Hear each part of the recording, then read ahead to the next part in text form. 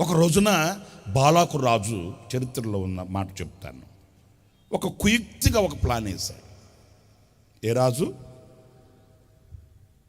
ఏ రాజు? కరివేపాక నోళ్ళు తెరిచి స్పష్టంగా మాట్లాడండి. బాలాకు అనే రాజు. ఏ లాకు? వీడికి అన్ని కుయుక్తులే, అన్ని దందాలే. ఫేస్ టు ఫేస్ రాలేడు, ఎదురుబెదురుగా మాట్లాడలేడు. ఈ ఇశ్రాయేలీయులను ఏ రీతిగానైనా మనం వీళ్ళని మట్టి గరిపించాలని కంకణం కట్టాడు. ఓకే, నీకు అంత స్టామినా ఉంటే చేయి, మరి నీకు అంత శక్తి ఉంటే చేయి, మరి మళ్ళీ అలా చేయలేడు. మళ్ళీ ఎవరో చెప్పారు నాతో, అరిసే కుక్కలు కర్రవ్వు అంట, కరిసే కుక్కలు అర్రవ్వు అంట. నాకు తెలియదులేండి, ఎవరు చెప్తే విన్నాను. ఇప్పుడు బాలాకు ఇశ్రాయేలీయుల్ని మట్టి చేయాలనుకున్నాడు. ఓకే, ప్రొసీడ్, నువ్వు చేయాలనుకున్నది చేసాయి. నీకు అంత స్టామినా ఉంటే, అంత శక్తి సామర్థ్యతలు ఉంటే ఆ పనికి పూనుకో. మరలా ఏమంటాడు? నాకు అంత శక్తి లేదుగా. మరి శక్తి లేనివాడు మళ్ళీ ఈ మాటలు ఎందుకు? సరే, ఏం చేశాడు? ఒక ప్లాన్ వేశాడు.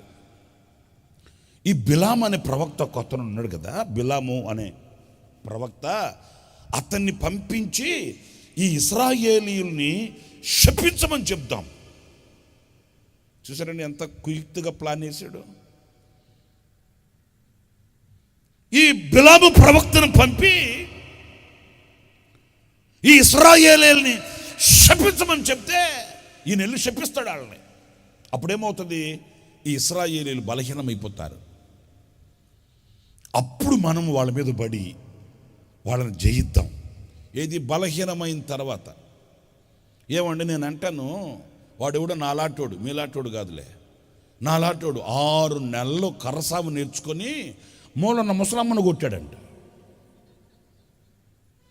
మీకు అర్థమైనట్టే ఉంది, నవ్వుకుంటున్నారు. 6 నెలలు కరాటే నేర్చుకొని ఆ మూలకుతున్న ముసలమ్మను కొడితే ఆ అమ్మ గురక పెట్టి గుట్టకం తెచ్చింది. ఇటు బయటకు వచ్చి అంటాడట, మన తడాకాది బారే.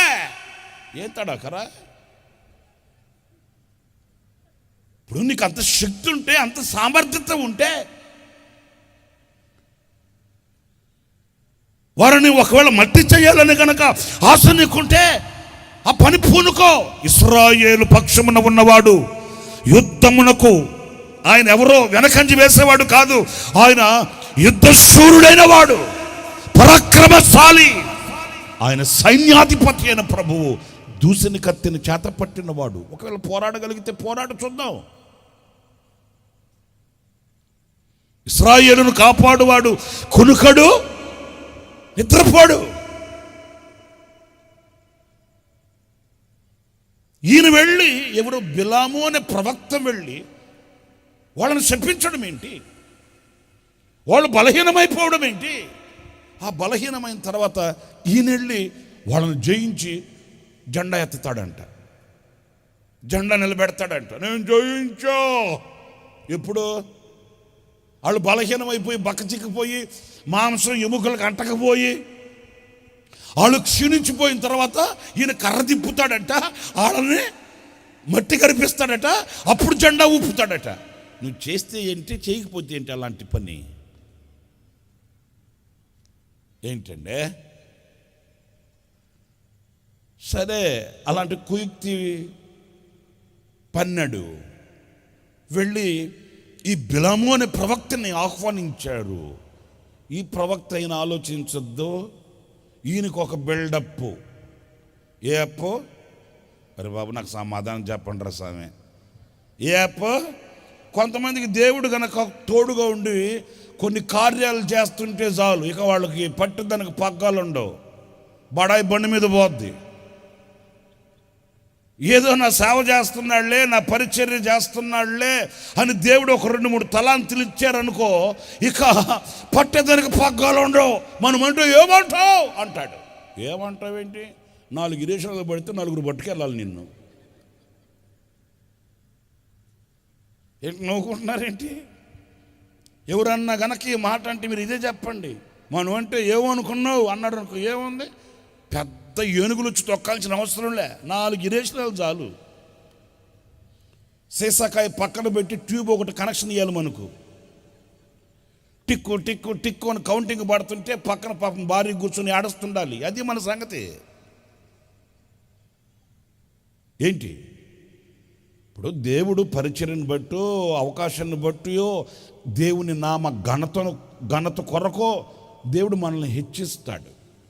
మన దేవుడు ఎవరు? అణగదొక్కే దేవుడు కాదు, మనల్ని హెచ్చించే దేవుడు. అతడు నన్ను ప్రేమించుచున్నాడు గనుక నేను అతనిని ఘనపరుస్తాను, తప్పిస్తానన్నాడు.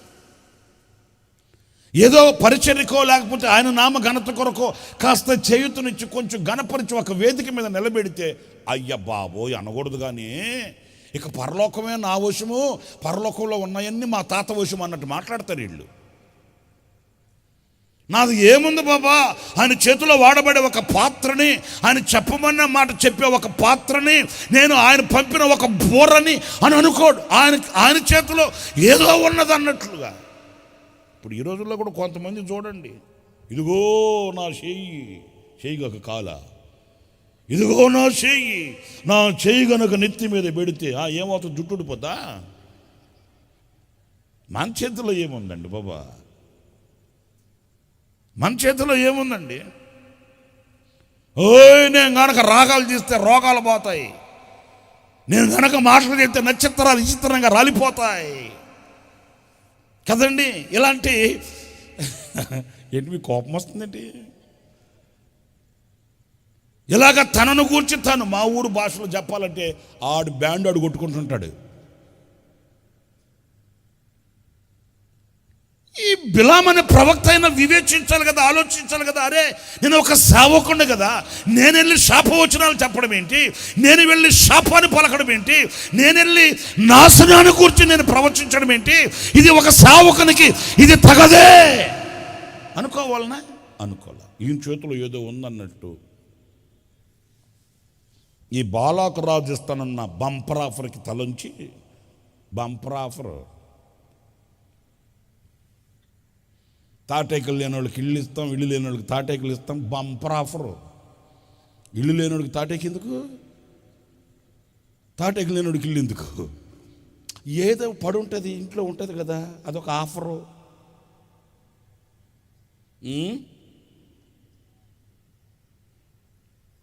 వెళ్ళాడు. మీకు ఇక్కడ నేను చెప్పాలనుకున్న మాట ఏంటంటే, సరే వెళ్ళాడు కదా, ఏమైనా సాధించాడు అయ్యగారు? వెళ్ళాడు బైబుల్ చదవబట్టుకొని అట్టబోయాడు. అక్కడికి వెళ్ళి ఏదో తోకాడిద్దామని పాపం తోకాట్లాగంటే ఒట్టి తోకాడుతుంది, కానీ తోకలో ఏమీ లేదు.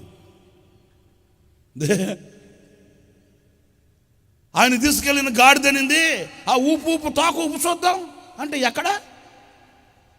ఏదైతే పలకాలనుకున్నాడో, ఏదైతే అతడు చెప్పించాలనుకున్నాడో ఆ మాటలన్నీ అతనికి తెలియకుండానే అవి ఆశీర్వాదకరమైపోయాయి. ఎందుకని? దేవుని వాక్యం అంటుంది, నా స్వాధీనంలో ఉన్నాయి. ఎవడైనా నిన్ను చెప్పించాలంటే, ఎవడైనా నిన్ను ఖతం చేయాలంటే, ఎవడైనా నిన్ను నాశనం చేయాలంటే వాడి తరము కాదు. నా రక్తమిచ్చి కొన్నాను, నా రక్తమిచ్చి విమోచించాను, నా ప్రాణమే నీ కొరకు అర్పించాను. సియోను కుమారి. సంఘం ఎవరు? ఆయన స్వాస్థ్యం. సంఘం ఎవరు? ఆయన శరీరం. ఆయన సంఘములో ఉన్న నీవెవరవు?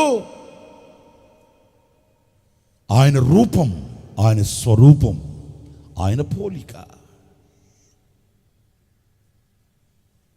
ఎవరో వచ్చి శపించి నాశనం చేసి నిన్ను జయించాలి అని అనుకుంటే నువ్వెందుకు భయపడుతున్నావు? మరణము యొక్కయు పాతాళ ద్వారము యొక్కయు తాళపు చెవులు చెప్పండి ఎవరి చేతిలో ఉన్నాయి? ఎవరి చేతిలో ఉన్నాయి? ఆయన చేతిలో ఉన్నాయి. ఆయన చేతిలో ఉన్నప్పుడు మీరు ఆ మాటను చూడండి. సంఖ్యాకాండం 23వ అధ్యాయం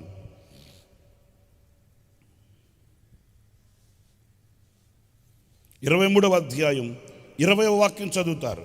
ఇదిగో దీవించమని నాకు సెలవాయను, దీవించమని నాకు సెలవాయను. ఆయన దీవించను.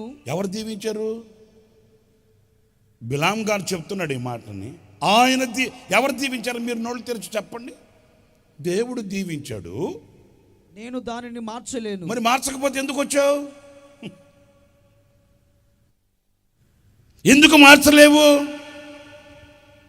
ఆ మధ్య నువ్వు ప్రార్థన చేస్తే అది జరిగిందంటనే, ఇది జరిగిందంటనే, నువ్వేదో శక్తి గలవాడు అంటనే. అవునాయా? నిజమే. కానీ ఇది మాత్రం నేను చేయలేను, ఎందుకంటే మార్చే శక్తి నాకు లేదు. ఆశీర్వదించింది ఆయన, దానికి నేను అడ్డుపడలేను. సమస్తం నా చేతుల్లో కాదు, ఆయన చేతుల్లో ఉన్నాయి, ఆయన స్వాధీనంలో ఉన్నాయి. ఈ రాత్రి మీతో ఒక మాట చెప్తాను, జాగ్రత్తగా ఉండండి. సియోను కుమారికి నువ్వు భయపడద్దు అని ఎందుకు అంటున్నాడంటే, నా స్వాధీనములో ఉన్నాయి సమస్తం కూడా. నా స్వాధీనములో ఉన్నప్పుడు నాకు తెలియకుండా, నా అనుమతి లేకుండా ఏవి నీకు జరగనే, ఏవి నీకు వాటిల్లనే. చెప్పండి, వాటిల్లనే. వాటిల్లవు. నువ్వు ఎందుకు మరి అన్నం నీళ్ళు మానేసి ఒగ్గబట్టుకొని మూతి ముందుకు వచ్చి కళ్ళు గుంటబడి ఎకారంగా ఆకారాన్ని పెట్టుకొని ఎందుకు కంగారు పడాలి? ఎందుకు భయపడాలి? మన దేవుడు ఎవరు? సముద్రాన్ని పాలు చేశాడు ఆయన. మన దేవుడు ఎవరు? కోటగోడలు కూల్చాడు ఆయన. మన దేవుడు ఎవరు? ఆకాశంలో నుండి ఆహారాన్ని కురిపించాడు.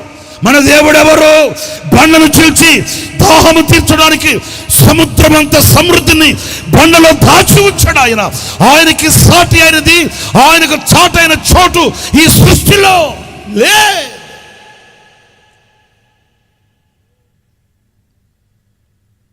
చెక్కుముక్కి రాతి వలె ముఖమును చేసుకొని ఆనందించవలసిన మనం ఎందుకు భయపడాలండి? భయం భయం భయం భయం.